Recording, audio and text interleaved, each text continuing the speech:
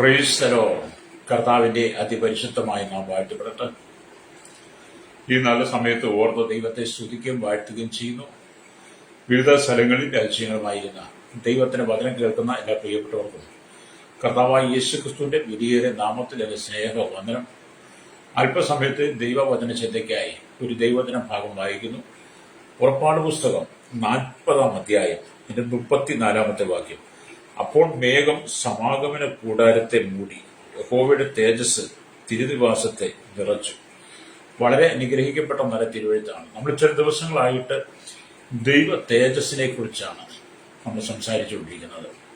ഇന്നും അതേ ദൈവ തേജസ്സിന്റെ അനുഭവത്തിലേക്ക് ദൈവജനം എത്തിച്ചേരുവാൻ വേണ്ടി ആ ദൈവ തേജസ്സാൽ ഞാൻ നിങ്ങൾ നിറയപ്പെട്ട് കർത്താവിന്റെ വരവിനായി വിശുദ്ധ ജീവിതം നയിച്ച ഒരുക്കമുള്ള ഹൃദയത്തോടെ എപ്പോൾ കർത്താവിന്റെ കാഹളം ധ്വനിക്കുന്നു ആ സമയത്ത് നമ്മുടെ ആത്മാവിലെ കാഹളനാഥം കേൾക്കത്തക്ക നിലയിൽ ദൈവ തേജസ്സാൽ നിറയപ്പെട്ട ഒരു ആത്മീയ ജീവിതത്തെ കർത്താവ് ആഗ്രഹിക്കുന്നു. അതിനുവേണ്ടിയാണ് ഈ പകലും ദൈവ തേജസ്സിനെ കുറിച്ച് ഞാൻ പറയുവാൻ ആഗ്രഹിക്കുന്നത്. പ്രൈസലോ ഹല്ലേലൂയ. അപ്പൊ ഈ പുറപ്പാട് പുസ്തകം 40-ാം അധ്യായം എന്ന് പറയുമ്പോൾ സമാഗമന കൂടാരം നിവർക്കുന്നു എന്നുള്ളതാണ് അതിനെക്കുറിച്ച് മനസ്സിലാക്കാൻ കഴിയുന്നത്. മോശയ്ക്ക് ദൈവം ഒരു കൽപ്പന കൊടുത്ത് എന്താണ്?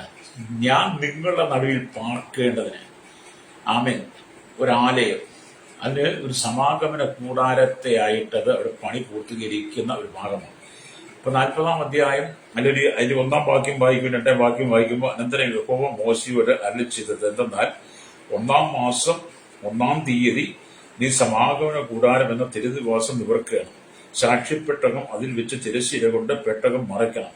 മേശ കൊണ്ടുവന്ന് അതിന്റെ സാധനങ്ങൾ ക്രമത്തിൽ വെക്കണം. നിലവിളക്ക് കൊണ്ടുവന്ന് അതിന്റെ ദീപം കൊളുത്തണം. ധൂപത്തിനുള്ള പൊൻപീഠം സാക്ഷിപ്പെട്ടകത്തിന് മുമ്പിൽ വെച്ച് തിരുനിവാസ വാതിലിന്റെ മറശ്ശീല തൂക്കണം. സമാഗമന കൂടാരം എന്ന തിരുനിവാസത്തിന്റെ വാതിലിന് മുമ്പിൽ ഹോമയാഗപീഠം വെക്കണം. നിങ്ങൾ ആ ഭാഗം ഒന്ന് വായിക്കണം.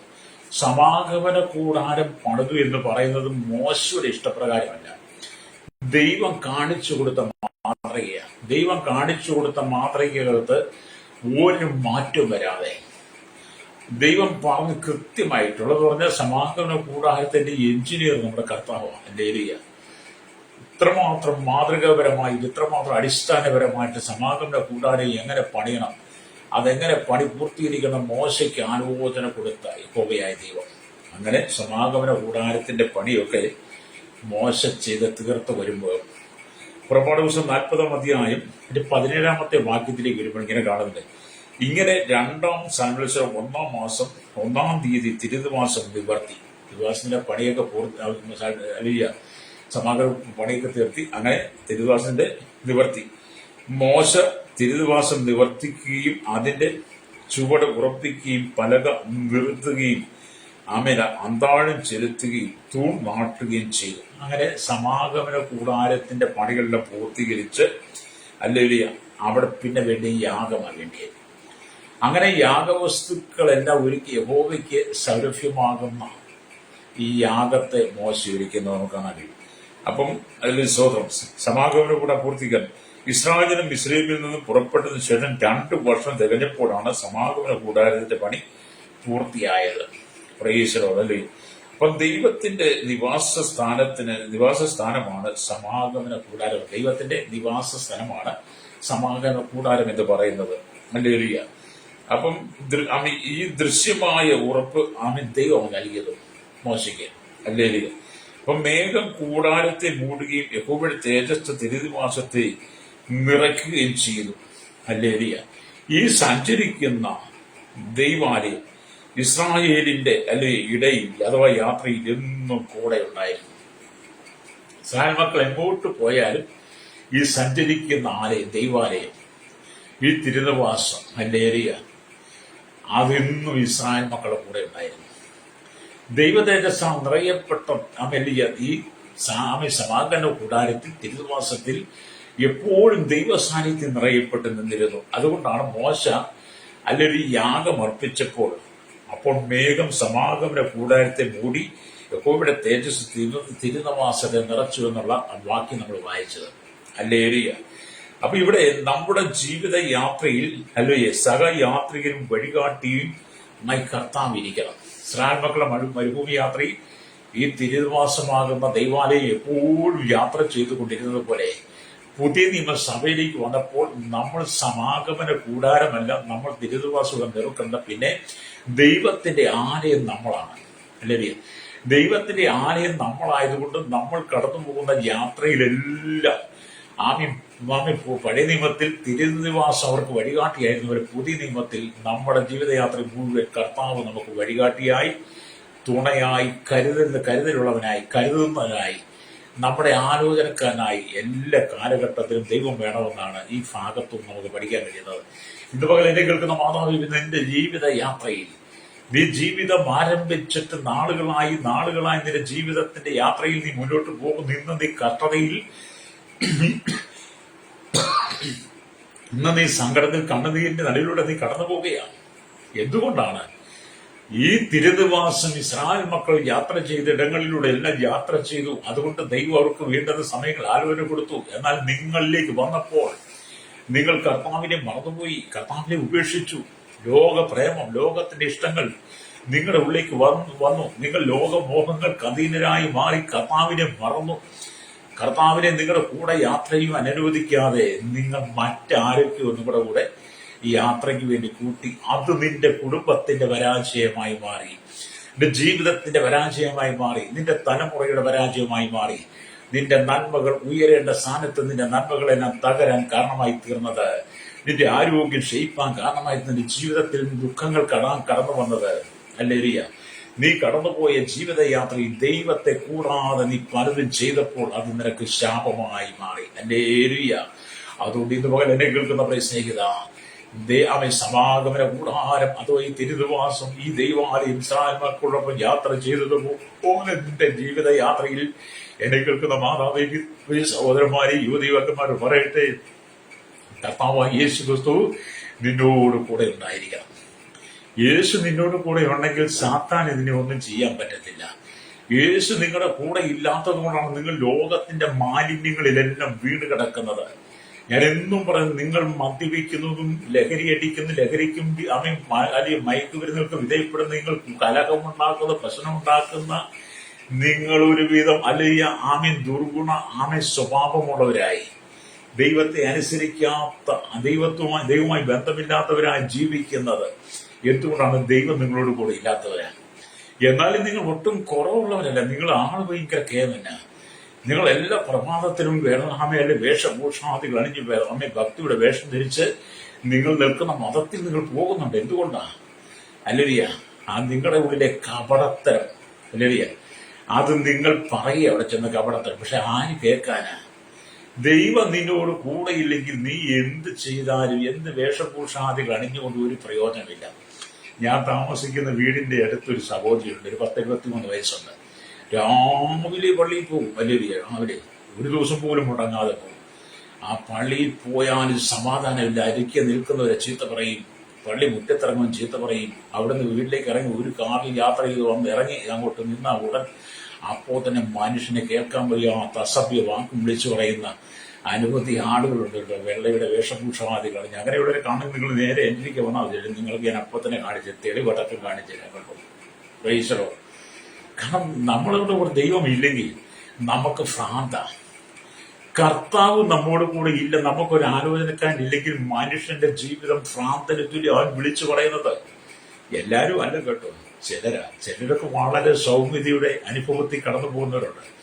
അവർ ദൈവത്തെ അറിഞ്ഞിട്ടാണോ അറിയാതെയാണോ എങ്കിലും വളരെ ഭയഭക്തിയോടെ മറ്റുള്ളവർക്ക് ദോഷം ചെയ്യാതെ നന്മ ചെയ്യണമെന്ന് ആഗ്രഹിക്കുന്നവരുണ്ട് കേട്ടോ. എന്നാൽ ചില ആളുകളുണ്ട്, വെള്ളയുടെ പ്രച്ഛന വേഷധാരികളായി പോയി അസഭ്യം മാത്രം വിളിച്ചു പറയുന്ന, വെള്ള തേച്ച ചുമരുകൾക്ക് സമാനമായ ചില ജീവിതങ്ങൾ നമ്മുടെ ഇടയിൽ ഉള്ളത് കൊണ്ടാണ് നിന്റെ തലമുറകൾ നശിച്ചു പോയത്. ഇതിന്റെ ദൈവത്തെ കുറ്റം പറഞ്ഞിട്ടോ, നിന്റെ അയൽവാസിയെ കുറ്റം പറഞ്ഞിട്ടോ, നിന്റെ ബന്ധുക്കളെ, സന്തത സഹചാരികളെ ഒന്നും കുറ്റം പറഞ്ഞിട്ട് കാര്യം. അവൻ എന്നോട് അങ്ങനെ ചെയ്തുകൊണ്ടാണ്, ഇവളെന്നോട് അങ്ങനെ ചെയ്തുകൊണ്ടാണ്, എന്റെ മാതാപിതാക്കൾ കാരണമാണ്, എന്റെ സഹോദരങ്ങൾക്കാണ്, എന്റെ സഹവിശ്വാസി മുഖാന്തരം പാസ് മുഖാന്തരം നീ കാരണമാണ്ടി ഞാൻ ഇങ്ങനെ ഈ അവസ്ഥയിൽ വന്നതെന്നൊന്നും നീ പറയുന്നതിനകത്ത് യാഥാർത്ഥ്യമില്ല. സഹോദര, സഹോദരി, മാതാവേ, പിതാവേ, നീ ഒരു കാര്യം ചിന്തിക്കണം. ഹല്ലേലൂയ. നിന്റെ കൂടെ യേശുവില്ലാതെ പോയതാണ് നീ ഈ ഗതിയിലെത്തിയത്. എന്ന് പറഞ്ഞാൽ ഇസ്രായേൽ മക്കൾ യാത്ര ചെയ്യുമ്പോഴല്ലേ ഈ സമാഗമന കൂടാരം അവരോടൊപ്പം സഞ്ചരിക്കുക. അതുകൊണ്ട് സമയാസമയങ്ങളിൽ മോശയ്ക്ക് ആലോചന പറഞ്ഞു കൊടുക്കുവാൻ ദൈവത്തിന്റെ സാന്നിധ്യം എപ്പോഴും തിരുതുവാസത്തെ നിറച്ചിരുന്നു. അതുകൊണ്ട് ഇന്ന് പകൽ എന്നെ കേൾക്കുന്ന സ്നേഹിതമാ, നീ യാത്ര ചെയ്യുന്ന വഴിയിലും കർത്താവ് യേശു ക്രിസ്തുവിനോട് കൂടെ ഉണ്ടായിരിക്കണം. യേശു നിന്നോട് കൂടെ ഉണ്ടെങ്കിൽ നീ അധർമ്മത്തിലേക്ക് പോകത്തില്ല, നീ അധർമ്മം പ്രവർത്തിക്കത്തില്ല. അല്ലേ? നിന്റെ ജീവിതം മുഴുവൻ അകൃത്യങ്ങൾ കൊണ്ട് നിറയപ്പെട്ട, അശുദ്ധി കൊണ്ട് നിറയപ്പെട്ടതാണ്. അശുദ്ധി കൊണ്ടും അകൃത്യം കൊണ്ടും അധർമ്മം കൊണ്ടും നിറയപ്പെട്ട നിന്റെ ഹൃദയത്തെ, മനസ്സിനെ നീ വെള്ള വസ്ത്രം ധരിച്ച്, അല്ലെങ്കിൽ നിറമുള്ള വസ്ത്രം ധരിച്ച്, ഭൂമിയിലെ വില കൂടിയ വസ്ത്രം ധരിച്ച് നിന്റെ അകൃത്യങ്ങൾ മറയ്ക്കുക, നിന്റെ അധർമ്മം നിറയ്ക്കുക, നിന്റെ അശുദ്ധിയെ മറയ്ക്കാമെന്ന് നീ ചിന്തിക്കരുത് കേട്ടോ. പുറമെ മനുഷ്യന് മുമ്പിൽ വേഷഭൂഷാതി കണിഞ്ഞ് പത്തിയുടെ വേഷം ധരിച്ച് നടക്കാം. പക്ഷെ ദൈവമുമ്പാകെ നീ കണക്ക് കൊടുക്കേണ്ടി വരും. പ്രൈസലോ. നമ്മുടെ മനസ്സ് ശുദ്ധമായിരിക്കണം, ഹൃദയം ശുദ്ധമായിരിക്കണം. ഏത് മേഖലയിലും മനസ്സും ശരീരവും ഹൃദയം ശുദ്ധമാണെങ്കിൽ മാത്രമേ നമുക്ക് ദൈവത്തെ പ്രസാദിപ്പിക്കാൻ കഴിയുള്ളൂ. ദൈവത്തെ പ്രസാദിപ്പിക്കുന്നവൻ, ദൈവത്തിന്റെ ഇഷ്ടം, ദൈവത്തെ പ്രസാദിക്കുന്നവൻ കർത്താവിനോട് കൂടെ ചേർന്ന് നടക്കണം. ഹല്ലേലൂയ. അപ്പൊ ഇവിടെ നമ്മുടെ ജീവിതയാത്രയിൽ സഹയാത്രികനും വഴികാട്ടിയുമായി കർത്താവ് ഉണ്ടാകണം. 1 കൊരിന്ത്യലേഖനം, ഹല്ലേലൂയ, സ്തോത്രം, ഹല്ലേലൂയ, 3-ാമത്തെ ഊന്നി പൗലോസ് അല്ലെങ്കിൽ പറയുന്നുണ്ട്. 1 കൊരിന്ത്യലേഖനം 3-ാമത്തെ നിങ്ങൾ വായിക്കണം കേട്ടോ. 3-ാം അധ്യായം വായിച്ചതും 16-ാമത്തെ വാക്യത്തിൽ വരുമ്പോൾ, നിങ്ങൾ ദൈവത്തിന്റെ മന്ദിരമെന്നും ദൈവത്തിന്റെ ആത്മാവും നിങ്ങളുടെ ഉള്ളിൽ വസിക്കുന്നുവെന്നും അറിയുന്നില്ലയോ. ഈ കൊരിന്ത്യർക്ക് ആമേ ഉപദേശം കൊടുക്കും വളരെ വ്യക്തവും ശക്തമായ രീതിയിൽ തെളിവുള്ള ഭാഷയിലാണ് പൗലോസ് കൊരിന്ത്യലേഖനം 1-2 എഴുതുന്നത്. മനുഷ്യൻ വീണ്ടുന്ന ശുദ്ധീകരണത്തെക്കുറിച്ചും ഒക്കെ അതിനകത്ത് ശക്തമായിട്ട് ദൈവത്തിന്റെ പരിശുദ്ധാത്മാവ് അതിനകത്ത് രേഖപ്പെടുത്തി വെച്ചിട്ടുണ്ട്. അല്ലേ? അത് നമ്മൾ വായിക്കണം. അതിനെ കൂട്ടിമാറ്റി ഇല്ലായ്മയെ ശ്രമിക്കുന്ന ഒരുപാട് നിരീശ്വരവാദികളും ഉണ്ട് കേട്ടോ. യുക്തിവാദികളും നിരീശ്വരവാദികളും കർത്താവായ യേശുക്രിസ്തുവിന്റെ നാമത്തെ നിഷേധിക്കുന്ന, കർത്താവായ യേശു ദൈവമല്ലെന്ന് പറയുന്ന അനുഭൂതി അലരിയ ചെട്ടികന്മാരായിരിക്കുന്ന, പ്രാകൃതന്മാരായിരിക്കുന്ന ഒരുപാട് ആളുകൾ നമ്മുടെ ഇടയിലുണ്ട്. അതിന്റെ ഇടയിലാണ് നമ്മൾ ജീവിക്കുന്നത്. അവരുമായിട്ട് നിങ്ങൾക്ക് സംസർഗം പാടില്ല. നിങ്ങൾ അവരുമായിട്ട് അവർ വാ തുറക്കുമ്പോഴേ നിങ്ങൾ മനസ്സിലായിക്കോണം. അങ്ങനെയൊക്കെ ചെല്ല് ഞാനുമായിട്ട് സമീപിക്കാറ്. ഞാൻ അവർക്ക് അവരുടെ മുമ്പിൽ പലപ്പോഴും നമ്മൾ അവരോട് സംസാരിച്ചിരുന്നു. കാരണം അവരത് പഠിച്ച് ശീലമാക്കി കർത്താവിനെ കുറ്റം പറയുക, കർത്താവിനെ അവഹേളിക്കുക, കർത്താവ് ദൈവമല്ലെന്ന് പറഞ്ഞ് അവതരിപ്പിച്ച് നടക്കുന്ന ചില അകൃത്യഭാരം ചുമക്കുന്ന ജനമുണ്ട്. അല്ലേ? നമ്മളവരെ മനസ്സിലാക്കിയിട്ട് വേണം ഇടപെടാൻ കേട്ടോ. അല്ലേലിയ. അവർ പലവിധമായ ഈ തട്ടാമുട്ടി യുക്തിയൊക്കെ പറഞ്ഞിട്ട് എല്ലാത്തിനും നമ്മൾ മറുപടി പറയാൻ നിൽക്കണ്ട. നമുക്കറിയാമെങ്കിൽ നമ്മളങ്ങ് മാറിപ്പോയേക്കണം. അവന്റെ തൊഴിലത്, അവന്റെ തൊഴിലല്ല നമ്മളെ ഏൽപ്പിച്ചിരിക്കുന്നത്. നമ്മളെ ഏൽപ്പിച്ചത് സുവിശേഷം വിളിച്ചു പറയാനാ. അല്ലേലിയ. ഇവിടുത്തെ സംവാദക്കാരോടും നിരീശ്വരവാദികളും യുക്തിവാദികളും തീവ്രവാദികളും ദൈവമില്ലെന്ന് പറയുന്ന മൂടന്മാരോടും സംവാദം നടത്താൻ അവരോട് നമ്മൾ മറുതലിക്കുവാനല്ല ദൈവം നമ്മൾ വിളിച്ചത്. കർത്താവ്, നിങ്ങൾ ഭൂലോകത്തിലൊക്കെയും പോയി സകല ശിക്ഷയോട് സുവിശേഷം പ്രസംഗിക്കണം. ഒരു ദൈവവചനത്തെ സംബന്ധിച്ചിടത്തോളം ഭൂലോകത്തിലൊക്കെയും പോയി സുവിശേഷം പ്രസംഗിക്കാൻ വേണ്ടിയുള്ള ദൗത്യമാണ് ദൈവം നമുക്ക് തന്നിരിക്കുന്നത്. അതുകൊണ്ട് നമ്മുടെ ജീവിതയാത്രയിൽ ഹല്ലേലൂയ എപ്പോഴും കർത്താവും നമുക്ക് വഴികാട്ടിയും ആലോചനക്കാരുമായിരിക്കണം. തിരുത്തുവാസം ഇസ്രായേൽ മക്കളോടൊപ്പം യാത്ര ചെയ്ത് സമയാസമയം മോശയ്ക്ക് ആലോചന കൊടുത്തതുപോലെ ആ ദൈവിക തേജസ്സാൽ നാം നിറയപ്പെടുന്നെങ്കിൽ മാത്രമേ ആത്മീയത്തെ നമുക്ക് മുന്നോട്ട് കൊണ്ടുപോകാൻ കഴിയുള്ളൂ. ഹല്ലേലൂയ. അപ്പം ദൈവ തേജസ്സിന്റെ പല അനുഭവങ്ങളെ വിശുദ്ധ വേദപുസ്തകത്തിൽ നമുക്ക് പഠിക്കാൻ കഴിയും. ഹല്ലേലൂയ. ഒന്നാമതായി കർത്താവിന്റെ തേജസ്സിനെ കാണുന്ന ഒരു അനുഭവം നമുക്കുണ്ടായിരിക്കണം. ഒരു ഭക്തന്റെ ജീവിതം കർത്താവിന്റെ യഹോവയായ ദൈവത്തിന്റെ തേജസ്സിനെ മോശെ അടക്കമുള്ള സാഹചര്യം കണ്ടതുപോലെ പുതിയ നിയമസഭാ വിശ്വാസികൾ കർത്താവായ യേശുക്രിസ്തുവിന്റെ തേജസ്സിനെ കാണുന്ന ഒരു അനുഭവം ഉണ്ടായിരിക്കണം. ഇന്ന് പകൽ എന്നെ കേൾക്കുന്ന മാതാവ് പിതാവ് പ്രഭാതത്തിന് എഴുന്നേറ്റ് വരുമ്പോൾ തന്നെ ദൈവ തേജസ്സിനെ കാണുന്ന ഒരു അനുഭവം ഉണ്ടാകണം. ഞാൻ നിങ്ങളോട് പലപ്പോഴും പറഞ്ഞൊരു കാര്യം ഇപ്പം വീണ്ടും ആവർത്തിക്കാം. പ്രശംസിക്കൊന്നും അല്ല, എന്നാലും ഞാൻ നിങ്ങളെ ഓർപ്പിക്കുക. ഞാൻ എല്ലാ ദിവസവും 3 മണിക്ക് പ്രാർത്ഥന ആരംഭിക്കും. എല്ലാ ദിവസവും രാവിലെ എഴുന്നേറ്റ് കർത്താവിനോട് പറയും, കർത്താവേ, ഇസ്രായേൽ മക്കളൊക്കെ യാത്ര ചെയ്ത ആ തിരുനിവാസം, ആ മേഘം കൊണ്ട് നിറഞ്ഞ തേജസ്സുള്ള തിരുനിവാസം, ഈ പ്രഭാതത്തിന് പ്രാർത്ഥന ആരംഭിക്കുന്നതോട്ട് ഇനിയും വൈകിട്ട് കിടക്കുന്ന സമയം എപ്പോഴാണ് അതുവരെ എന്നോട് കൂടെ ഇരിക്കണമെന്ന് പറയും. അല്ലേരി. എന്നിട്ട് ഞാൻ അനവധി ആളുകൾക്ക് വേണ്ടി പ്രാർത്ഥിക്കുക കേട്ടോ. അല്ലേരിയ. എനിക്ക് കർത്താവിൻ്റെ ഒരുപാട് സന്തോഷം എനിക്ക് കർത്താവിൽ നിന്ന് അനുഭവിക്കാൻ കഴിയുന്നുണ്ട്. അപ്പൊ എന്താണ് കർത്താവിന്റെ തേജസ്സിനെ കാണുന്ന ഒരു അനുഭവം നമുക്കുണ്ടായിരിക്കണം. അതെങ്ങനെയാണ് കർത്താവിന്റെ തേജസ്സിനെ കാണുന്ന അനുഭവം? നീ പ്രാർത്ഥനയിലേക്ക് മടങ്ങി വരണം. പ്രാർത്ഥനയിലേക്ക് മടങ്ങി വന്ന് ദൈവത്തിൽ എന്നിട്ട് പറഞ്ഞ കർത്താവേ, ആ തേജസ്സിനെ എനിക്കൊന്ന് വെളിപ്പെടുത്തണമേ, ആ തേജസ്സിനെ എനിക്കൊന്ന് അനുഭവിപ്പാൻ കുറവ് നൽകണമെന്ന് നീ പാതപീഠത്തിലിരുന്ന്, കർത്താവിന്റെ പാതപീഠത്തിൽ കേട്ടോ ഇരുന്ന് പറയുമ്പോൾ ദൈവം നിന്നെ തേജസ് കാണാൻ അനുവദിക്കും. ദൈവ തേജസ് കാണാൻ നിനക്ക് അനുഭവിക്കാൻ കഴിയാത്തതുകൊണ്ട് നീ വാ തുറക്കുമ്പോൾ മുഴുവൻ അസഭ്യ വാക്കുകൾ, മനുഷ്യർ കേൾക്കാൻ കഴിയാത്ത ചീത്ത വാക്കുകൾ നീ വിളിച്ചു പറയുന്നത് ദൈവ തേജസ്സിന്റെ അനുഭവം നിനക്ക് അനുഭവിക്കാൻ കഴിയാത്തത് കൊണ്ടാണ്. നിന്റെ ഉള്ളിൽ വലിയ ഭൂതം വസിക്കുന്നത് കൊണ്ടാണ് നീ അസഭ്യ വാക്കുകൾ ചീത്ത വിളിച്ചു പറയുന്നത്. നിന്നെ നടത്തുന്നത് പ്രേതമായതുകൊണ്ട്, പിശാചായതുകൊണ്ട്, പിശാച് ആദ്യം മുതൽ പാപം ചെയ്യുന്നവന്റെ അവൻ അതുകൊണ്ട് എന്ത് ചെയ്യുന്നു? നീ പാപത്തിലാണ്. പിശാചിന്റെ പ്രവർത്തികൾ അഴിപ്പാൻ ദൈവോത്തരം വന്നതെന്ന് 1 യോഹന്നാൻ 3:8 ആ പിശാച് ആദ്യം മുതൽ തന്നെ കുലപാതകനും പാപം ചെയ്യുന്നില്ല. അതുകൊണ്ട് നീ പിശാചിന്റെ പിതാവിന്റെ മകനായി മാറി നീയും പാപം ചെയ്യാതെ പിശാചിന്റെ പ്രവർത്തികളെ അഴിപ്പാൻ ദൈവോത്തരൻ ഭൂമി പ്രത്യക്ഷമായി. അപ്പോൾ അതുകൊണ്ട് പിശാചിന്റെ പ്രവർത്തികളിൽ നിറയപ്പെട്ട നീ വീണ്ടും പിശാചിനടിമയായി നിന്റെ സഹവിശ്വാസിയെ, നിന്റെ സഹപ്രവർത്തന്റെ അയൽവാസി, നിന്റെ സുഹൃത്തിന്റെ ബന്ധക്കാരെ, നിന്റെ മാതാപിതാക്കളെ, സഹോദരനെ കാണുമ്പോൾ നീ ചീത്ത പറയാതെ നീ ആദ്യം കർത്താവിന്റെ തേജസ്സിനെ അനുഭവിക്കാൻ കഴിയണം. അനുഭവിക്കണം കേട്ടോ. അപ്പൊ ഒന്നാമത് കർത്താവിന്റെ തേജസ്സിനെ അനുഭവിക്കണം. രണ്ടാമത് കർത്താവിന്റെ തേജസ്സാൽ പ്രതിഫലിക്കുന്ന ഒരു അനുഭവം നമുക്കുണ്ടാകണം. രണ്ടാമത് കർത്താവിന്റെ തേജസ് വന്നാൽ അത് നമ്മളോട് പ്രതിഫലിപ്പിക്കണം. നമ്മൾ മറ്റുള്ളവരൊക്കെ അനുകരിക്കാൻ തയ്യാറാകും. നമുക്കുണ്ട് മറ്റുള്ളവരെ അനുകരിക്കുന്നതിനകത്ത് ജനം വളരെ മുൻപന്തിയില്ല. നമ്മൾ മറ്റുള്ളവരെ അനുകരിക്കുകയും മറ്റുള്ളവരെ പ്രതിഫലിപ്പിക്കുകയും ചെയ്യുമ്പോൾ എന്നെ കേൾക്കുന്ന മാതാവേ, പിതാവേ, കൗമാരക്കാരൻ പറയട്ടെ, നിന്റെ ഈ ലോക ജീവിതത്തിനകത്ത് നീ കർത്താവിന്റെ തേജസ്സിനെ നിന്നിലൂടെ പ്രതിഫലിപ്പിക്കണം. അത് മറ്റുള്ളവർക്ക് പ്രയോജനകരമായി മാറണം. പ്രൈസലോ. ഇന്ന് കർത്താവിന്റെ ആത്മാവ് അല്ലെ തേജസ് ഞാൻ പണ്ടേ ഈ കഞ്ചാവ് അടിക്കുമായിരുന്നു. പണ്ട് ഇഷ്ടംപോലെ കഞ്ചാവ് വലിച്ച് മടുത്ത് അവസാനം കഞ്ചാവ് കയ്യിൽ വലിച്ച് ചുരുട്ടി തിരുമിയിട്ട് അത് വായിലിട്ട് ചവച്ച് വെള്ളം കൂടെ കൂട്ടി കുടിച്ചൊരു കാലഘട്ടം എനിക്കുണ്ട് കേട്ടോ. നിങ്ങൾക്കൊന്നും അതിനോട്ടൊന്നും തോന്നുന്നില്ല, കഞ്ചാവടികൾക്ക് ഉണ്ടായിരിക്കും. അങ്ങനെ ഒരു കാലഘട്ടമുണ്ട്. അല്ലേലിയ കഞ്ചാവ്. ഒരിക്കലും ഒരാളെനിക്ക് ചരസ് കറുപ്പൊക്കെ കൊണ്ടുതന്നു, ഞാനതൊക്കെ ചവച്ച് തിന്നെയായിരുന്നു കേട്ടോ. അന്നൊക്കെ ഇതൊക്കെ തിന്നേച്ച് ഒരു സ്ഥലത്ത് പോയെന്ന് ചിലപ്പോൾ മറ്റുള്ളവർ ചീത്ത പറയുക, ചിലപ്പം വെറുതെ ചിരിക്കുക. പ്രാർത്ഥന പോരാ. എന്റെ ദൈവത്തൊക്കെ വിടിപ്പിച്ച് എന്റെ ഉള്ളിൽ ദൈവദേശം തന്നത് മറ്റുള്ളവരും പ്രതിഫലിപ്പിക്കുക എനിക്ക് തന്ന കൃപയൊക്കെ ഓർന്ന് ഞാൻ വളരെ നന്ദിയുള്ളവനാണ് ദൈവത്തോട് കേട്ടോ. അങ്ങനെ ഒരു ജീവിതം എനിക്കുണ്ട്. അത് നിങ്ങൾ അങ്ങനെ ആകരുത്. അല്ലേ?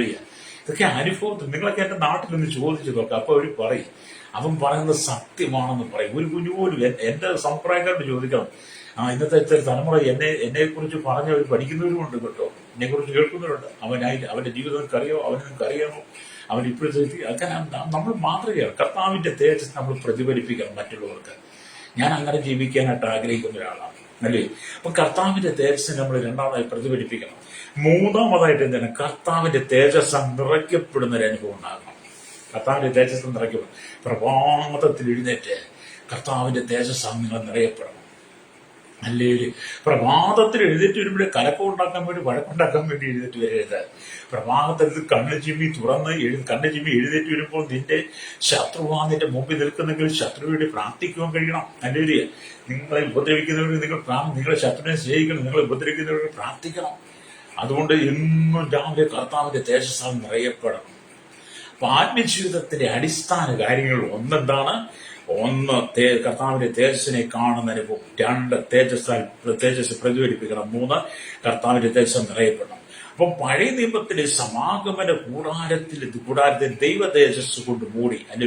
പഴയ നിയമത്തിൽ സമാഗമന കൂടാരത്തെ ദൈവ തേജസ് കൊണ്ട് മൂടി. അതുപോലെ ശലോമോൻ ദൈവാലയം പണിതപ്പോൾ ആലയത്തെ തേജസ് കൊണ്ട് നിറച്ചുവെന്ന് നമ്മൾ ഈ സ്തോത്രം 2 ദിനവൃത്താന്ത പുസ്തകം 7-ാം അധ്യായം 1-ാം വാക്യം കഴിഞ്ഞ ദിവസമൊക്കെ പല പ്രാവശ്യം ഞാൻ വചനം പറഞ്ഞിട്ടുണ്ട്. 2 ദിനവൃത്താന്ത പുസ്തകം 7-ാം അധ്യായം 1-ാമത്തെ വാക്യം വായിക്കുമ്പോൾ ശലോമോൻ പ്രാർത്ഥിച്ചു കഴിഞ്ഞപ്പോൾ ആകാശത്ത് തീയിറങ്ങി ഹോമയാകും കന്യാകും ദഹിപ്പിച്ചു. യഹോവയുടെ തേജസ്സും ആലയത്തിൽ നിറഞ്ഞു. യഹോവയുടെ തേജസ് യഹോവയുടെ ആലയത്തിൽ നിറഞ്ഞിരിക്കൊണ്ട് പുരോഹിതന്മാർക്ക് യഹോവയുടെ ആലയത്തിൽ കടപ്പാൻ കഴിഞ്ഞില്ല. ഈ വചനമൊക്കെ വായിക്കുമ്പോൾ നമുക്ക് കർത്താവേ, ആ തേജസ് എന്റെ ഉള്ളിൽ ഒന്ന് നിറയ്ക്കണമേ, ആ തേജസ് എന്നെ ഒന്ന് നിറയ്ക്കണമേ. അല്ലെ? നമ്മുടെ ദൈവത്തോട് നമ്മൾ ആഗ്രഹിക്കുന്ന ദൈവം തരുമെന്ന്. 20-ാം സങ്കീർത്തനം 4-ാം വാക്യം നിന്റെ ഹൃദയത്തിലെ ആഗ്രഹങ്ങൾ നിനക്ക് തരുമെന്ന. നമ്മൾ ഈ പകലിരുന്ന് ഈ പൊട്ടച്ചൊല്ലും കളിവാക്കും ചീത്തത്തരും ഒക്കെ പറഞ്ഞ് ചുമ്മാ അതും ഇതും ഒക്കെ കണ്ടതും കേട്ടതും അയൽ വീട്ടിൽ പോയത് കുറ്റവും നുണയും പറഞ്ഞ് മരുമോടെ കുറ്റം അടുത്ത വീട്ടിൽ ചെന്ന് അമ്മായിമ്മയുടെ കുറ്റം അടുത്ത വീട്ടിൽ ചെന്ന് പറഞ്ഞ് സഭയെ പറഞ്ഞ് ഫോണിൽ വിളിച്ച് പലരോട് സംസാരിച്ച് മറ്റുള്ള കുറ്റം പറഞ്ഞ് ഏഷണി പറഞ്ഞ് നുണ പറഞ്ഞ് നടക്കുന്ന സഹോദരിമാർ വീട് തോറും മെനക്കെട്ട് നടക്കുന്ന സഹോദരന്മാർ പട്ടണത്തിലാലും മറ്റുള്ള കുറ്റവും കുറവും പറഞ്ഞ് നടക്കാതെ, എന്നെ കേൾക്കുന്ന സഹോദരൻ, നീ രാവിലെ കള്ള് ഷാപ്പിന്റെ ബീവറേജിന്റെ മുമ്പിൽ പോയി നിൽക്കാതെ, ബാറിന് മുമ്പിൽ പോയി വായി നോക്കി നിൽക്കാതെ, അല്ലേ അത് കവിഞ്ഞ് അതിനകത്തൊരു വാക്ക് പറയാനില്ല. ഇതൊക്കെ എന്റെ അനുഭവമായിരുന്നു. രാവിലെ നമ്മൾ ദൈവദേശം നിറയപ്പെടണം. നമ്മളിതൊക്കെ വിട്ടിട്ട് ദൈവദേശം നിറയപ്പെടുന്ന സഹോദരി, നീ ദൈവദേശത്ത് നിറയപ്പെട്ട് ആ ദൈവദേശത്ത് അനുഭവിച്ച് അത് മറ്റുള്ളവർക്ക് പ്രതിഫലിപ്പിക്കുന്നവനാണെങ്കിൽ നിന്റെ കുടുംബത്തിനകത്ത് ശാപം വസിക്കത്തില്ല. നീ എന്തുകൊണ്ടാണ് പറഞ്ഞത്, എന്റെ കുടുംബത്തിൽ ശാപമാണ്, എന്റെ മക്കൾക്ക് കൂടി ശാപമാണ്, എന്റെ മക്കൾക്ക് ബോധോപദ്രവം, എന്റെ മക്കൾക്ക് ബന്ധനമാണ്, ഞങ്ങളുടെ കുടുംബത്തെ ബന്ധിച്ചു, ആഭിചാരം മാത്രമല്ല കൂടോത്രം സൂത്രമൊക്കെ അവർ ചെയ്തു, ഞങ്ങൾക്കത് വലിയ ദോഷമാണ്, ഞങ്ങളുടെ ഉയർച്ച നീ എന്തുകൊണ്ടാണ് നിനക്ക് സംഭവിക്കുന്നത്? ദൈവതേജസ് നഷ്ടപ്പെട്ടു പോയ നിന്റെ ജീവിതം, ദൈവതേജസ് അനുഭവിക്കാൻ കഴിയാത്ത നിന്റെ ജീവിതം, ദൈവതേജസ് പ്രതിഫലിപ്പിക്കാൻ കഴിയാത്ത നിന്റെ ജീവിതം, ദൈവദേശം നിറയപ്പെടാത്ത നിന്റെ ജീവിതം ഒരുതരം അല്ലെങ്കിൽ കട്ടകാരമുള്ള പോലെ. കട്ടകാരമുള്ള കണ്ടിട്ടുണ്ടോ? ആരമുള്ള അറിയത്തില്ലെങ്കിൽ നിങ്ങളെക്കാട്ടും മുത്തമ്മ ചോദിച്ചാൽ മതി. ചൂരൽ വരത്തി പോയി ചൂരൽ കൂട്ടം കാണാൻ കഴിയും. ഈ ചൂരൽ കൂട്ടം നിൽക്കുന്ന ചില നാട്ടിൽ ചില ചൂരലൊക്കെ നിൽക്കുന്നുണ്ട് കേട്ടോ. അവിടെ ചെന്ന് ചൂരൽ നിൽക്കുന്ന കൂട്ടം ചൂരലിന്റെ മുള്ളെന്ന് പറഞ്ഞാൽ അതിനരിക്കലെടുക്കാൻ പറ്റത്തില്ല. അതിനകത്ത് കുടുങ്ങിപ്പോയാൽ എന്ന് പറഞ്ഞാൽ നീ രാവിലെ ഇരുന്നിട്ട് പിശാചിന്റെ മുള്ളിലേക്ക് നീ പോകാതെ, പിശാച് ഒരുക്കുന്ന ഇതുപോലുള്ള മുള്ളുകളിലേക്ക് നീ പോകാതെ ദൈവദേശം നിറയപ്പെടണം. പ്രൈസലോ, അങ്ങനെ നിറയപ്പെട്ട നിന്റെ കുടുംബത്തിന് നേരെ ഒരു ശത്രുവും കൈവിരൽ അനക്കത്തില്ല, നിന്നെ തൊടാൻ ആർക്കും കഴിയത്തില്ല. നീ ദൈവത്തിൻ്റെതായി മാറണം, ദൈവം നിന്റേതായി മാറണം. അങ്ങനെ നീ ദൈവത്തിൻ്റെതും ദൈവം നിന്റേതുമായി മാറുമ്പോൾ, നീ ദൈവത്താൽ നടക്കപ്പെടുമ്പോൾ, തിരുനിവാസം ഇസ്രായേലിനോടൊപ്പം യാത്ര ചെയ്ത് എപ്പോഴും തേജസ് കൊണ്ട് നിറയപ്പെട്ടതുപോലെ നിന്റെ ജീവിതയാത്രയിൽ കർത്താവ് നിനക്ക് സഹയാത്രയും വഴികാട്ടിയുമായി നീ ആകുന്ന മന്ദിരം, സമാഗമന കൂടാരത്തിൽ ഇപ്പൊ നീ ആ മന്ദിരം, നിന്റെ മന്ദിരത്തിനകത്ത് ആ ദൈവദേശത്ത് നിറയപ്പെട്ട നിന്റെ ശരീരമാകുന്ന ജീവിതമാകുന്ന നിന്റെ ജീവിതയാത്രയിൽ ദൈവദേശത്ത് നിറയപ്പെട്ടതാണെങ്കിൽ ഈ ലോകത്തിന്റെ ശക്തികൾ ഒന്നടങ്കം എഴുന്നേറ്റാലും അല്ലെങ്കിൽ നിന്റെ ഒരു ചുക്കം ചെയ്യാൻ പറ്റത്തില്ല. പണ്ടൊക്കെ ആൾക്കാർ പറയും നിന്നെ ഒന്നും പിശാച് ചെയ്യാൻ പറ്റത്തില്ല. അല്ലേരിയ. ഇവിടെ നിങ്ങൾ ദൈവം നൽകിയ ആവശ്യപ്രകാരം മോശ ദൈവത്തിന്റെ സമാഗമന കൂടാരം പണിതു. അതിൽ യാതൊരു മാറ്റവും വരുത്തിയില്ല. ദൈവം പണിത മാതൃകയിൽ തന്നെ സമാഗമന കൂടാരം മോശ പണിതു, ഒരു മാറ്റവും വരുത്തിയില്ല. നമ്മളൊക്കെ ആണെങ്കിൽ മാറ്റങ്ങൾ, നമ്മളൊരു പണി ഏൽപ്പിച്ചാൽ നമ്മൾ പണിതൊരു അതിച്ചിരി മാറ്റിയേക്കാം, ഷേപ്പ് തിരിച്ചേക്കാം, അതിങ്ങോട്ട് മാറ്റിയേക്കാം, ഒരു നൂലിടയൊക്കെ ഇങ്ങോട്ട് നമ്മൾ മാറ്റും.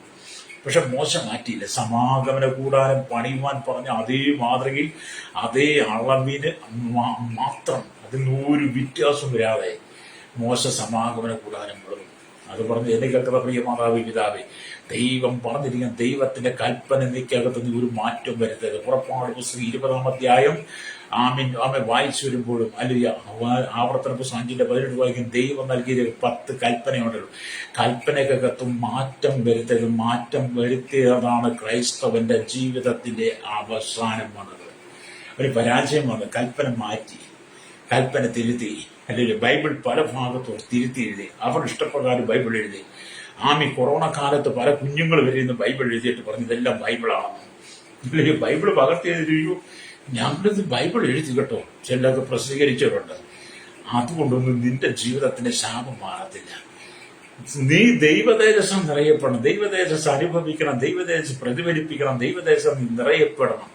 ആ ഒരു അനുഭവത്തിലേക്ക് നീ കടന്നു വരുന്നെങ്കിൽ നിന്റെ ജീവിതയാത്ര സഹയാത്രനും വഴികാട്ടിയ യേശു ഉണ്ടെങ്കിൽ മാത്രമേ നിനക്കിവിടെ ജയകരമായ ജീവിതം നയിക്കാൻ കഴിയത്തുള്ളൂ. അല്ലെങ്കിൽ നിന്റെ ജീവിതം തകർന്നത് തന്നെയാണ്. ഇതിനും നമ്മൾ ദൈവത്തെ കുറ്റം പറയരുത്. ഈ വചനത്തിന്റെ വക കേൾക്കുമ്പോൾ നിന്റെ ജീവിതത്തിൽ നിന്റെ കുടുംബം തകർന്ന് തരിപ്പണമായി ഇരിക്കുകയല്ലേ? ഏത് സമയത്ത് ഒരു കാറ്റടിച്ച വീഴാമെന്ന് നിലനിൽക്കുന്ന ഒരു വീട് പോലെ നിന്റെ വീട് ഏത് സമയം, നിന്റെ ജീവിതം ഏത് സമയം നിലം പൊത്താവുന്ന നിലയിലല്ലേ? ഇനി പ്രമാദത്തിൽ ജീവിക്കേണ്ട മരിച്ചൊക്കെ ഇന്ന് പ്രമാദം നേരം വിട്ടാൽ എവിടെയെങ്കിലും പോയി ആത്മഹത്യ ചെയ്താൽ എന്നുകൊണ്ട് ചിന്തിച്ചിരിക്കുകയല്ലേ? മടുത്ത നിധി എത്ര കാലമായി പറയാൻ തുടങ്ങിയത് ജീവിതം ഭാര്യ കുടുംബജീവിതം മടുത്തു, മക്കളെ കൊണ്ട് മടുത്തു, ഭർത്താവിനെ കൊണ്ട് മടുത്തു, ഭാര്യയെ കൊണ്ട് മടുത്തു, അമ്മായിയെ കൊണ്ട് മരുമോളെ കൊണ്ട് മടുത്തു. എത്ര കാലമായി നീ പറയാൻ തുടങ്ങിയിട്ട്? അത് നീ നിന്റെ ജീവിതം ഒടുക്കാൻ നീ എപ്പോഴും കാത്തിരിക്കും. എന്തുകൊണ്ടാണ് നിന്റെ ആസക്തി കയറി വരുന്നത്? നിന്റെ ഉള്ളിൽ ദൈവതേജസ് ഇല്ലാത്തത് കൊണ്ടാണ്. നിന്റെ ഉള്ളിൽ ദൈവതേജസ് ഇല്ലാത്തതുകൊണ്ടാണ് നിന്റെ മനസ്സ് സമാധാനമില്ലാതെ പോയത്. സമാധാനമില്ല. എവിടെ ചെന്നാലും ആൾക്കാർ പാസ്റ്റർ സമാധാനമില്ല. ഞാൻ കേൾക്കുന്ന എല്ലാവരും പറയുന്നതാണ്. എല്ലാവരും പറയുന്നത് പാസ്റ്റർ എനിക്ക് സമാധാനമില്ല, കുടുംബ പ്രശ്നം.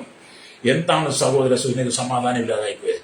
നിന്റെ കുടുംബത്തിനകത്ത് ദൈവതേജസ് നിറയപ്പെട്ട് നിൽക്കേണ്ട സാധനം നിന്റെ കുടുംബത്തിനകത്ത് ലോകത്തിന്റെ മാലിന്യങ്ങളെ, ചണ്ടി കൂമ്പാരങ്ങളെയും മദ്യവും ലഹരിയും മയക്കുമരുന്നുകളും സിഗരറ്റും ബീഡിയും പുകയിലും എന്ന് വേണ്ട എല്ലാം കൊണ്ടുവച്ച് നിന്റെ കുടുംബം പിശാചിന്റെ വീടായി മാറി, പിശാചിന്റെ വാസനമായി മാറി. നിന്റെ ഭവനവും നീ ആകുന്ന ശരീരവും നിന്റെ ശരീരത്തെ ദൈവം മന്ദിരമാക്കി മാറ്റി നീ പിശാചിനെ മന്ദിരമാക്കി കൊടുത്തു. അതുകൊണ്ട് നിന്റെ കുടുംബത്തിനകത്ത് രാജകത്വം വരിക. നീ മടങ്ങി വരണം. മടങ്ങി വന്ന് ദൈവദേശം നിറയപ്പെടണം. ഹല്ലേലൂയ. മോശ സമാഗമന കൂടാരം പണിത് നിവർത്തിയപ്പോൾ മേഘം സമാഗമന കൂടാരത്തെ മൂടി യഹോവയുടെ തേജസ്സും ദുരിതവാസത്തെ നിറച്ചതുപോലെ നീ ആ അനുഭവത്തിലേക്ക് കടന്നപ്പോ നിന്നെ തകർക്കുവാൻ ഒരു ദൂട്ടശക്തിക്കും കഴിയില്ല. Praise the Lord. നിന്നെ തകർക്കാൻ പിശാച് പലതും ചെയ്തുകൊണ്ടിരിക്കും. ഹല്ലേലൂയ. അപ്പൊ ശലോമോൻ ആലയം പണിയുവാൻ ഹല്ലേലൂയ കരുതിയപ്പോൾ അവൻ തന്റെ സ്വന്തം ജ്ഞാനത്താൽ ആശ്രയിച്ചില്ല. മോശ ദൈവം പറഞ്ഞ പോലെ പറഞ്ഞു. ശലോമോൻ ആലയം പണിയാവുന്ന സമയത്ത് തന്റെ സ്വജ്ഞാനത്താൽ ആശ്രയിച്ച ഒരു എഞ്ചിനീയർമാരുടെ ആലോചനയിലും ആശ്രയിച്ചില്ല. അന്നത്തെ കാലം എഞ്ചിനീയർ ഉണ്ടോ എന്ന് നമുക്ക് അറിയത്തില്ല. പക്ഷെ ഒരു എഞ്ചിനീയർമാരോടും ആലോചന അതിന്റെ പ്ലാൻ ഒന്ന് വരച്ചതാ, അതിന്റെ അടിസ്ഥാനം ഇട്ടതാ എന്നൊന്നും ശലോമോൻ പറഞ്ഞില്ല. ശലോമോൻ എന്ത് ചെയ്തു? ദൈവത്തിൽ ആശ്രയിച്ചു. ദൈവത്തിന്റെ ഹിതത്തിലും തീരുമാനത്തിൽ ആശ്രയിച്ച ആലയത്തിന്റെ പണി രേഖാചിത്രം കർത്താവ് നൽകി കൊടുത്തു ശലോമോനെ. ശലോമോൻ ദൈവത്തോട് പറഞ്ഞ് പ്രാർത്ഥിച്ചപ്പോൾ ദൈവത്തെ ഏൽപ്പിച്ചപ്പോൾ ആലയത്തിന്റെ പണിയുടെ രേഖാചിത്രം ഹല്ലേലൂയ കർത്താവ് ശലോമോനെ ഏൽപ്പിച്ചു കൊടുത്തു. ഹല്ലേലൂയ സ്തോത്രം. അപ്പം ഹല്ലേലൂയ ആലയത്തിന്റെ രേഖാചിത്രം കർത്താവ് തന്നെ തന്റെ സ്വന്തം കൈകൊണ്ട് വരച്ച് ദാവീദിന്റെ കയ്യിൽ കൊടുത്തു. പിന്നീട് ഹല്ലേലൂയ ദാവീദ് അതിനെ ശലോമോന് സമർപ്പിച്ചു. ദൈവികത പ്രകാരം തന്നെ ആലയം പണിത് അവസാനിച്ചപ്പോൾ സ്വർഗം അതിനെ അംഗീകരിച്ച് തേജസ്സാ നിറച്ചു എന്നുള്ളതാണ് ഈ 2 ദിനവൃത്താന്തം വേണ്ടി നമ്മൾ വായിച്ചത്. അപ്പം ആലയത്തിന്റെ പണി രേഖാചിത്രം വരച്ച ദാവീദിനെക്കുറിച്ച് ദാവീദ് സ്വന്തം മകനായിരുന്നു ശലോമോനെക്കുറിച്ച് ശലോമോനകത്ത് 100 വ്യത്യാസം മാറ്റം വരുത്താൻ പാടി പൂർത്തി ദൈവത്തിന്റെ ദേശമിറങ്ങി. അപ്പം ദൈവം പറയുന്ന ചട്ടങ്ങളും വിധികളും കൽപ്പനകളും പ്രമാണങ്ങളും അനുസരിച്ച് നടന്നാൽ, അപ്പം ദൈവം പറയുന്ന ചട്ടങ്ങളും വിധികളും കൽപ്പനകളും അനുസരിച്ച് നടക്കണം. അങ്ങനെ നടന്നാൽ നീ നിന്റെ കുടുംബം അനുഗ്രഹിക്കപ്പെടുമെന്നാണ് വചനം പറയുന്നത്. അപ്പൊ പ്രിയനേക്കുള്ള ദൈവഹിതം പ്രവർത്തിക്കണമെന്നത് ദൈവം ആഗ്രഹിക്കുക. ദൈവഹിതം പ്രവർത്തിക്കണം ദൈവം ആഗ്രഹിക്കുന്നത്. അപ്പൊ ദൈവഹിതം പ്രവർത്തിക്കണം എന്നത് ആണ് ദൈവം നിങ്ങളെ കുറിച്ച് ആഗ്രഹിക്കുന്നത്. നിങ്ങൾക്ക് മാതൃക ആയിട്ട് ഈ സമാഗമ കൂടാനും ശലോമോൻ പണിത ദൈവാലയം അവിടെ ദൈവദേശത്ത് ഇറങ്ങിയതൊക്കെ ദൈവം നിങ്ങൾക്കൊരു മാതൃക തന്നിരിക്കുക. അപ്പൊ ദൈവഹിതവും മനുഷ്യഹിതവും തമ്മിൽ പരസ്പരം സ്വതം വിരോധമായിരിക്കരുത്. ദൈവഹിതവും മനുഷ്യഹിതവും തമ്മിൽ വിരോധമായിരിക്കരുത്. അല്ലെങ്കിൽ ദൈവം പറയുന്നതനുസരിച്ച് നമ്മൾ യാത്ര ചെയ്യണം. ഹല്ലേലൂയ. അപ്പൊ നിങ്ങൾ അല്ലെങ്കിൽ അവന്റെ കാൽച്ചുവട് പിന്തുടര ഒരു മാതൃക വെച്ചു പോയിരിക്കുന്നു എന്നാണ് ഈ സ്തോത്രം. അല്ലെങ്കിൽ 1 പത്രോസിന്റെ ലേഖനം 2-ാം അധ്യായം അതിന്റെ 21-ാമത്തെ വാക്യം പറയുന്നത്. പുതിയ നിയമത്തിലേക്ക് വരുമ്പോൾ നമ്മൾ പഴയ നിയമ വിശുദ്ധന്മാർ ചെയ്തതും അവരിൽ കൂടെ ദൈവം പ്രവർത്തിച്ചതും പുതിയ നിയമസഭയിലേക്ക് വരുമ്പോൾ കർത്താവിന്റെ ആലോചനകൾ അതൊക്കെ നമ്മൾ കണ്ടു കേട്ടിട്ടും അവന്റെ കാഴ്ചയോട് പിന്തുടരണം. 1 പത്രോസിന്റെ ലേഖനം 2-ാം അധ്യായം 21-ാമത്തെ വാക്യം ഇങ്ങനെ പറയുന്നത്, അതിനായിട്ടല്ലോ നിങ്ങളെ വിളിച്ചിരിക്കുന്നത്, ക്രിസ്തു നിങ്ങൾക്ക് വേണ്ടി കഷ്ടം അനുഭവിച്ചു, നിങ്ങൾ അവന്റെ കാഴ്ചയോട് പിന്തുടരുവാനും മാതൃക വെച്ചു പോയിരിക്കുന്നു. നമ്മൾ കർത്താവിന്റെ കാഴ്ചയോട് പിന്തുടരണം. ഹല്ലേലൂയ. അപ്പൊ ഇവിടെ ദൈവത്തിന്റെ വചനമൊക്കെ വായിക്കുമ്പോൾ എബ്രായ ലേഖനം 10-ാം അധ്യായം അതിന്റെ 7-ാമത്തെ വാക്യത്തിലേക്ക് വരുമ്പോൾ ഇങ്ങനെ കാണുന്നുണ്ട്. 10-ാമത്തെ 7-ാം വാക്യം, അപ്പോൾ ഞാൻ പറഞ്ഞു, ഇതാ ഞാൻ വരുന്നു, പുസ്തക ചുരുളിൽ എന്നെ കുറിച്ച് എഴുതിയിരിക്കുന്നു, ദൈവമേ നിന്റെ ഇഷ്ടം ചെയ്യുവാൻ ഞാൻ വരുന്നു എന്ന് അവൻ പറയുന്നു. അതെ, കർത്താവ് യേശുക്രിസ്തുവിനെ കുറിച്ച് പഴയ നിയമ പ്രവാചകന്മാരും വിശുദ്ധന്മാരൊക്കെ എഴുതി വെച്ച് അത് പുസ്തക ചുരുളിൽ പറയുന്നുണ്ട്. അതുകൊണ്ട് ഇതാ നിന്റെ ഇഷ്ടം ചെയ്യാൻ ഞാൻ വരുന്നു എന്ന് പറഞ്ഞ് എബ്രായ ലേഖനക്കാരനോട്, എബ്രായ വിശ്വാസിയോട് പൗലോസി ആലോചന കൊടുക്കുമ്പോൾ നമ്മൾ ദൈവ ഇഷ്ടം ചെയ്യണം. ഹല്ലേലൂയ. അപ്പൊ നിങ്ങൾ പൂർണ്ണമായി ദൈവികത നിറവേറ്റുവാൻ മഹത്വത്തിന്റെ രാജാവ് നിങ്ങളുടെ ജീവിതത്തിൽ നിറയാൻ വേണ്ടി നിങ്ങളെ തന്നെ സമർപ്പിച്ചു കൊടുക്കണം. യേശുക്രിസ്തുവിന്റെ ജീവിതത്തിലേക്ക് നോക്കുക. അവൻ ഭൂമിയിൽ അലിയെ ജനിക്കുന്നതിന് മുമ്പ് തന്നെ ദൈവമേ നിന്റെ ഇഷ്ടം ചെയ്യുവാൻ ഞാൻ വരുന്നു എന്ന് പറഞ്ഞു. യേശു ഭൂമി ജനിക്കുന്നതിന് മുമ്പ് തന്നെ പറയാം, നിന്റെ ഇഷ്ടം ചെയ്യുവാൻ ഞാൻ വരുന്നു എന്ന്. എബ്രായർ 10:7 വായിച്ചല്ലോ. അതേ ഭൂമിയിൽ പിതാവിന്റെ ഹിതം പ്രവർത്തിക്കുന്നത് അത് ഒരു ഭോജനയാഗമായിരുന്നു. അല്ലേ? പിതാവിൽ ഭൂമിയിൽ അല്ലറിയ ദൈവഹിതം പ്രവർത്തിക്കാൻ പിതാവിന്റെ ഇഷ്ടം നിയമിക്കുന്നത് ഭോജനമായിരുന്നു, ഒരു ഭോജനയാഗമായിരുന്നു. ഞാൻ പുസ്തകത്തിൽ വായിച്ചു കേട്ടോ. എന്റെ ആകയാൽ തന്റെ ജീവിതത്തിന്റെ ആദ്യത്തിൽ പിതാവിനെ നോക്കി, ഞാൻ ഭൂമിയിൽ നിന്നെ മഹത്വപ്പെടുത്തി നീ എനിക്ക് ചെയ്യുവാൻ തന്ന പ്രവൃത്തി ഞാൻ തികച്ചിരിക്കുന്നു എന്ന് പറഞ്ഞ് യോഹന്നാന്റെ സുവിശേഷം 17:4 യേശുവിന്റെ പൗരോഹിത പ്രാർത്ഥനയ്ക്കകത്ത് കാണാൻ കഴിയും. യേശു പറയുക, ഹല്ലേലൂയ, ഞാൻ ഭൂമിയിൽ നിന്നെ മഹത്വപ്പെടുത്തി നീ എനിക്ക് ചെയ്യുവാൻ തന്ന പ്രവൃത്തി തികച്ചിരിക്കുന്നു. എന്നെ കേൾക്കുന്ന സഹോദരൻ, നീ ഭൂമി ദൈവത്തെ മഹത്വപ്പെടുത്തിയോ? നിന്നെ ഏൽപ്പിച്ച പ്രവൃത്തി നീ തികച്ചോ? കർത്താവിന് വേണ്ടിയാണോ ഇന്ന് നീ ചെയ്യുന്നത്? ഹല്ലേലൂയ, നീ മടങ്ങി വരണം കേട്ടോ. ഹല്ലേലൂയ. അപ്പം ക്രിസ്തുവിന്റെ ജീവിതം മുഴുവനും ദൈവദേശം നിറയപ്പെട്ടതായിരുന്നു എന്ന് ദൈവത്തിന്റെ വചനം കാണുമ്പോൾ അറിയാം. ഞാൻ നിങ്ങൾക്ക് പ്രാർത്ഥിക്കാൻ ആഗ്രഹിക്കുക. ഞാൻ വായിച്ച വചനം എന്താണ്? പുറപ്പാട് പുസ്തകം 40-ാം അധ്യായം 34-ാമത്തെ വാക്യ. അപ്പോൾ മേഘം അലിയ സമാഗമന കൂടാരത്തെ മൂടി യഹോവയുടെ തേജസ് തിരുനിവാസത്തിൽ നിറച്ചു. ഇസ്രായേൽ മക്കൾക്ക് നടുവിൽ പാർക്കുവാൻ തിരുനിവാസം സമാഗമന കൂടാരം വളരെ പണി പൂർത്തീകരിച്ചപ്പോൾ അതിനെ ദൈവദേശം നിറയപ്പെട്ടു. ആ സമാഗമന കൂടാരം ഇസ്രായേൽ മക്കൾ യാത്രയിൽ സമയാസമയം ആലോചന കൊടുത്തതുപോലെ എന്നെ കേൾക്കുന്ന പ്രിയ സ്നേഹിത സഹോദര സൗരി, ഈ കാലഘട്ടം നീ ദൈവത്തിന്റെ മന്ദിരമാണ്. നീ രാവിലെ തേജസ് അനുഭവിക്കണം, അത് പ്രദർശിപ്പിക്കണം, പ്രകടമാക്കണം. അതിനാൽ നീ നിറയപ്പെട്ട് നിന്റെ വഴികാട്ടിയും നിന്റെ ആലോചനക്കാരുമായിട്ട് യേശു നിന്നോട് കൂടെയുണ്ടെങ്കിൽ നിന്റെ കുടുംബം ഇന്ന് പകൽ അനുഗ്രഹിക്കപ്പെടും. ഞാൻ എനിക്ക് വേണ്ടി പ്രാർത്ഥിക്കാം. ആരെങ്കിലും തകർന്ന് തരിപ്പണമായി കണ്ണുനീരിന്റെ ദുഃഖത്തിന്റെ സങ്കടത്തിന്റെ നിരാശയുടെ മരണം മതി എന്ന് പറഞ്ഞ് പരാജയത്തിലൂടെ കടന്നു പോകുന്ന ആരെങ്കിലും രോഗ പാപ ശാപ ബന്ധന അകപ്പെട്ട് ദുഃഖം കടക്കനിയാൽ സങ്കട ദുഃഖത്തിലൂടെ കടന്നു പോകുന്നതിനിടയിൽ ഇന്ന് പകരം പാപത്തിന് അധീനമായ ശരീരത്തിലാണ് നീ ജീവിക്കുന്നെങ്കിൽ ഇന്ന് പകരം നിനക്ക് എന്നോടൊപ്പം പറയാം, കർത്താവേ, അങ്ങനെയൊരു വഴികാട്ടിയായി, അങ്ങനെയൊരു മാതൃകയായി എന്നോടൊപ്പം കാണണമേ എന്ന് പറഞ്ഞ് നിങ്ങൾ പ്രാർത്ഥിക്കുന്നെങ്കിൽ കർത്താവ് നിങ്ങളുടെ സഹയാത്രനും വഴികാട്ടിയുമായി എന്നോട് കൂടെയിരിക്കും. നിന്റെ പ്രശ്നങ്ങൾ നിന്റെ കുടുംബ സ്വതന്ത്രമായി മാറും, നീ സ്വസ്ഥമായി മാറും. ഇന്ന് വരെ അനുഭവിച്ചില്ലാത്തൊരു ദൈവീയ സമാധാനം ദൈവം നിന്നെ നിറയ്ക്കുക. ആ ദൈവദേശം നിറയ്ക്കാൻ ആഗ്രഹിക്കുന്നു. കണ്ണുകടച്ചാട്ട് പരിശുദ്ധ ഞങ്ങളുടെ നല്ല ദൈവമേ സ്വർഗ്ഗ പിതാവേ, അനുഗ്രഹിക്കപ്പെട്ട നല്ല സമയത്തിനെ വചനം കേട്ടുകൊണ്ട് കേരളത്തിൽ ലോക രാജ്യങ്ങളോട് കൂടിയ ജനങ്ങൾ, എല്ലാ രാജ്യരാഷ്ട്ര തലവന്മാരും, എല്ലാ ഭരണാധികാരികളെയും ശൈശവത്തിലും ബാല്യത്തിലും കൗമാരി യുവനത്തിലും വൃത്തി അശന യാച ഓർമ്മ ചോട്ടൻ തലമുറയിലായിരിക്കുന്ന എല്ലാ ജാതി മത വർഗ വ്യത്യാസമില്ല മത നേതാക്കന്മാര് രാഷ്ട്രീയക്കാര് സകല മേഖലയിലായിരിക്കും ജനത്തെയും അവിടുത്തെ കരങ്ങളിൽ ഏൽപ്പിക്കുന്ന കർത്താവ് ജനം മടങ്ങി വന്ന് കർത്താവ് സഹയാത്രയും വഴികാട്ടിയുമായി ജനത്തോട് കൂടെ നടക്കണമേ. തിരുവാസത്തെ ദൈവദേശം കൊണ്ട് നിറച്ചതുപോലെ ജനത്തെ ദൈവദേശം നിറയപ്പെട്ട അനുഭവത്തിലേക്ക് ജനം കടന്നു വരട്ടെ. പാപ ശാപ രോഗ വേദനകൾ അഴിഞ്ഞു മാറട്ടെ, കുടുംബങ്ങൾ വിടിവിക്കപ്പെടട്ടെ. കർത്താവിന് വേണ്ടി ഒരുക്കപ്പെടണമെന്ന് പ്രാർത്ഥിക്കുന്നു യേശുവിന്റെ നാമത്തിൽ തന്നെ. ആമേൻ, ആമേൻ.